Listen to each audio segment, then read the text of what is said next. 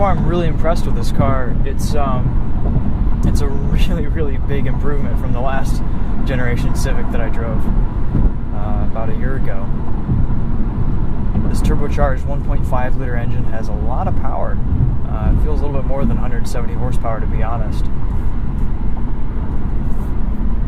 I've been driving it around mostly in eco mode, and it doesn't have to rev a lot to give you enough acceleration. I mean, just driving around normally, you usually keep the revs under 2,000 RPM, and so you don't get that CVT whirring that you would normally. Honda's doing a really good job with their CVTs. It's probably the best CVT I've ever driven. Just the engine and the transmission are paired really well.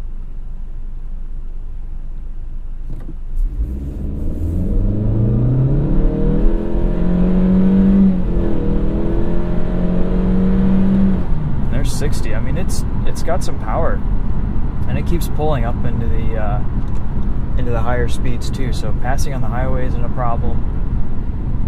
There's plenty of torque too. That's probably what makes this such a good pairing of engine and transmission, is the torque from the engine. Most of the time, though, you don't really hear much going on. You'll hear a faint turbo whistle and just a little bit of a growl from the 1.5 liter, but that's it.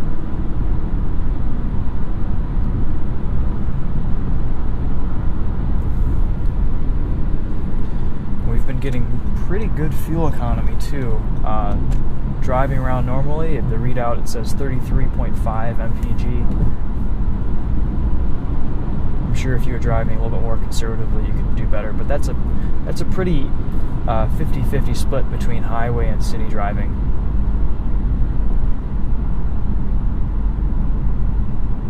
Steering is really nice in this car. It's direct. It feels good. It's not overly assisted. It's weighted nicely. It has pretty decent feel. This car does handle pretty well.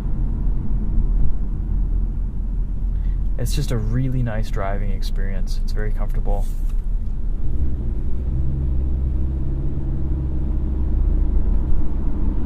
And it feels solid. All your touch points are really nicely appointed. This leather wrapped steering wheel feels good.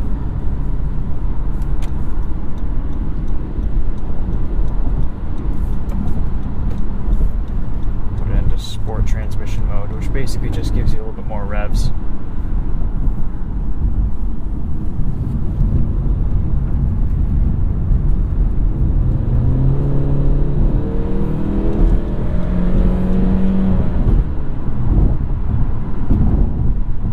Yeah, the power's great.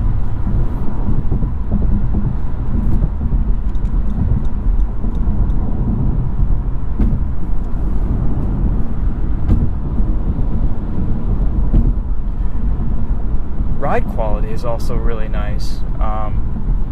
Over the bumps, it's really smooth. It feels solid. There's no float, or really the body doesn't get upset over larger undulations or larger bumps and crests.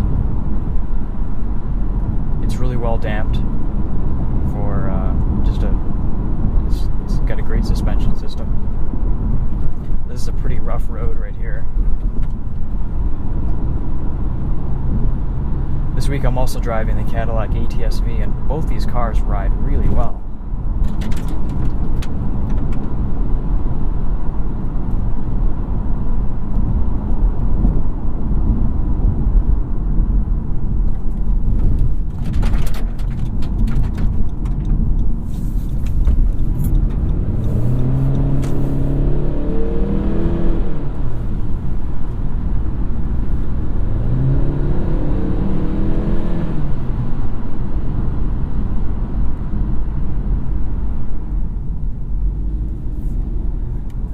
Let's pull over. I'll show you around the car a little bit.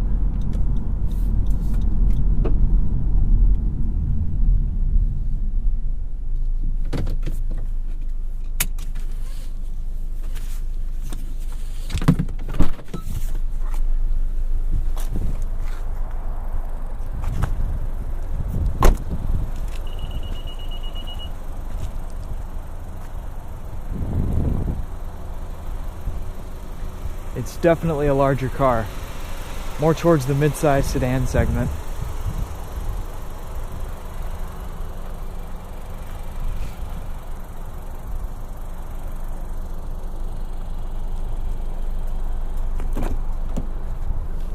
Plenty of room in the back seat, good headroom.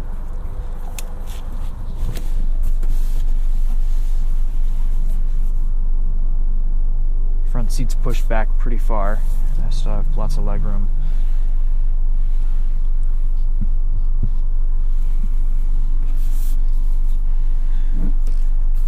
Nice interior design too. Everything seems to work well. Ergonomics are good.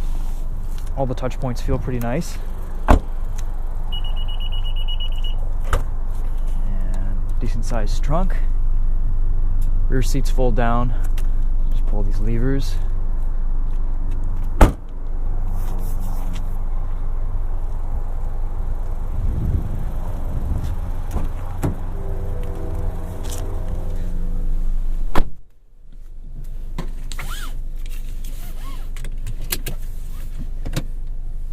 The backup camera has 3 different modes. You've got super wide angle, a little bit less wide angle, and then from directly above.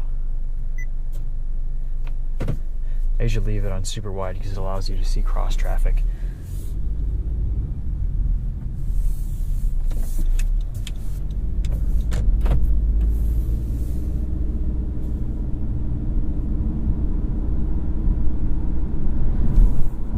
So there's an example of us just accelerating normally, and the torque brings the car up to 40 miles an hour without passing 2,000 RPM. That whole demeanor, that personality of the car just makes this a really relaxing drive. It's very smooth. Brakes engage well, good pedal feel. They're strong, they're pretty, there's a nice linear relationship. They're not too grabby. They've got plenty of bite when you need them. Let's do a little 0 to 60 test here. Put it in sport mode for whatever it's worth.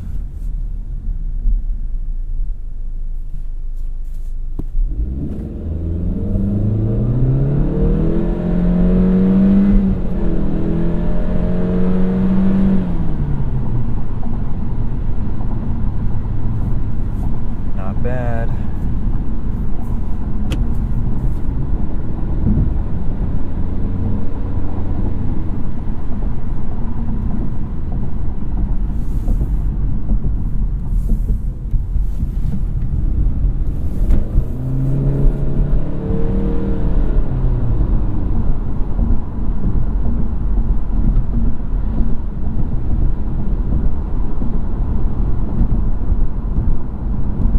This is an impressive little car.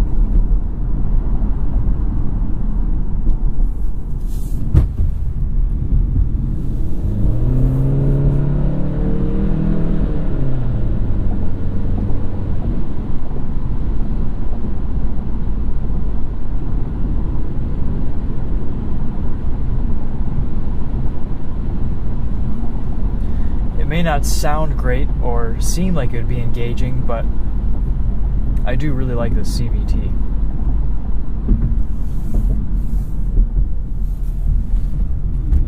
It definitely has its advantages as far as fuel economy goes, and it's very responsive. It does what you want when you want it, and that's basically the most you can ask from a transmission.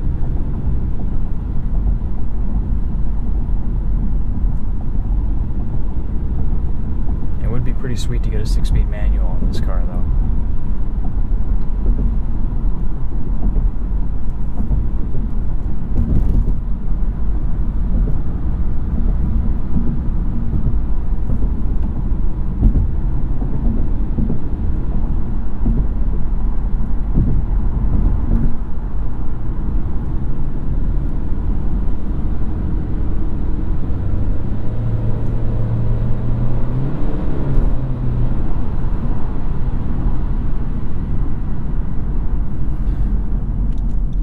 Take a look at the spec sheet here.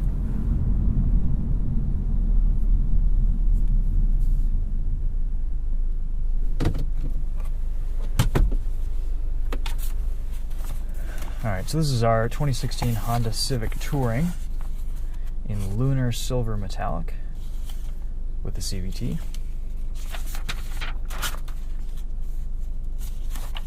Where's our Monroney? There we go. Last page. Okay. Fuel economy, 35 miles per gallon combined highway city, 31 in the city, 42 on the highway. 174 horsepower, 1.5 liter engine, which feels a little bit underrated, to be perfectly honest. This engine pulls pretty hard. It's definitely enough power. And total vehicle price of $27,335. And they give you a full tank of fuel, starting at $26,500. It's a pretty good price for this car. This drives really nice. Of course, this has your Honda sensing package, so adaptive cruise control, collision mitigation braking, forward collision warning, lane departure warning, and lane keep assist, as well as road departure mitigation. Your alphabet soup of safety features, and 3-year 36,000 mile warranty. So you've got a few options in here. You can control your audio volume, and then you can also flip through your info screen so you can see fuel economy, your average speed, elapsed time on your trip. You can even see boost when you're driving, probably. And of course navigation, so your compass, which way you're going, music, phone, and switch between miles an hour, kilometers per hour. You can see here you've got oil life.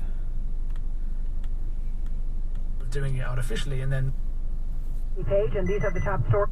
Let's turn that off, and we'll go back to gas mileage here. This system seems to work pretty well. Touchscreen works nicely. It's pretty responsive. I'm not having any trouble using it while driving.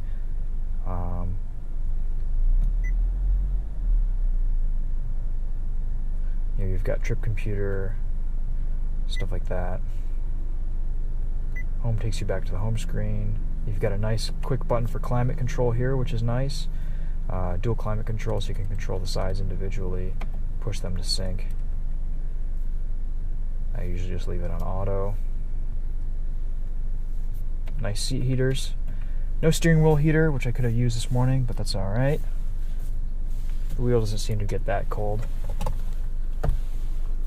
Plenty of room down here to put stuff. You've got kind of a sliding tray here that goes back and forth. I don't think it's removable, but you can definitely slide it around.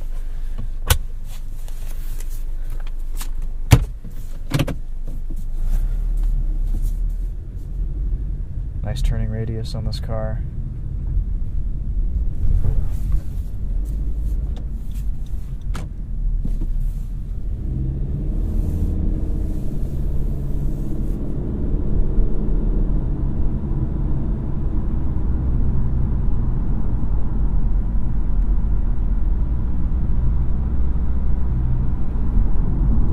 Alright guys, well that'll wrap it up for the POV review of the 2016 Honda Civic Touring.